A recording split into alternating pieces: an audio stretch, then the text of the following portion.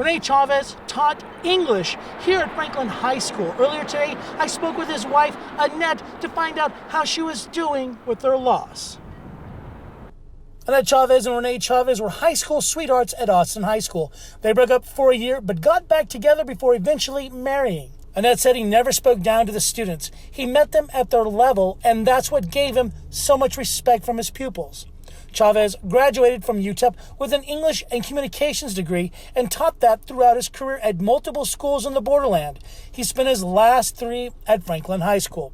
I had asked Annette about her last moments with Rene, and sadly, she spent them after he had already passed. They suited me up. They put me completely covered in PPE, and I got to spend a couple of hours with him after he had passed. I never thought I would have to have a life without him because he was my best friend. Annette Chavez told me of a time when a student came up to Rene and told him just how much he touched his life. What made her proud is that her daughter was there to see it. Here in West El Paso, I'm Will Heron, ABC 7. Rene Chavez was a family man. He was a teacher. And another thing that a lot of people don't know about is he was a podcaster as well. As an English teacher at multiple schools in the Sun City, Rene Chavez touched the lives of many students lacking direction. Chavez also reached out to others through podcasting.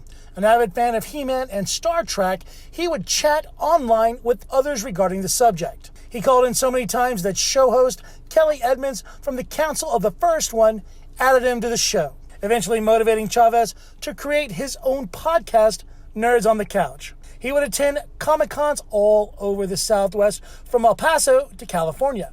Co-host and dear friend Edmonds spoke to me about just how much he cared for everyone he knew.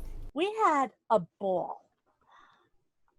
I mean, sometimes we would joke around like crazy, and someone would have to remind us, hey, we got to get back on topic. We're running late, especially if we had an interview.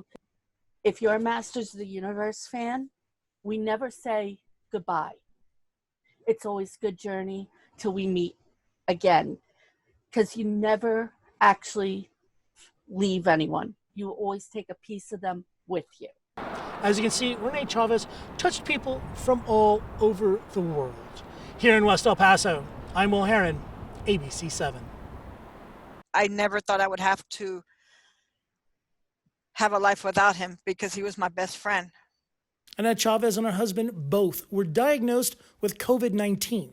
She in May and Rene in June. Things were looking like they were both going to get past it when the nurses called. That my husband all of a sudden just was gasping for air.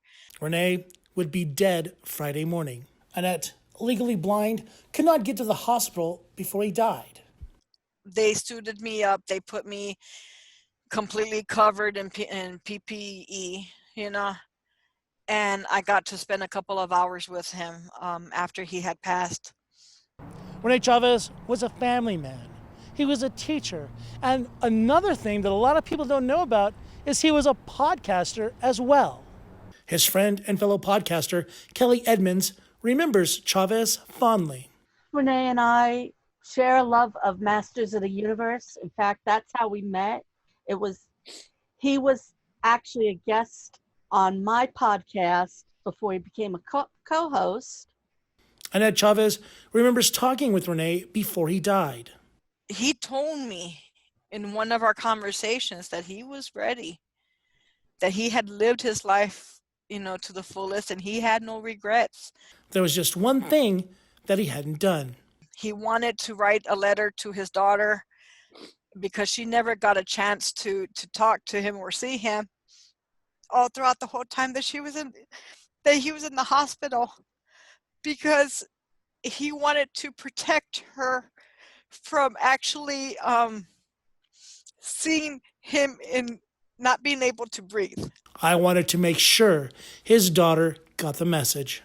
Telling her how much he loved her and how proud he was of her. Will Heron, ABC 7.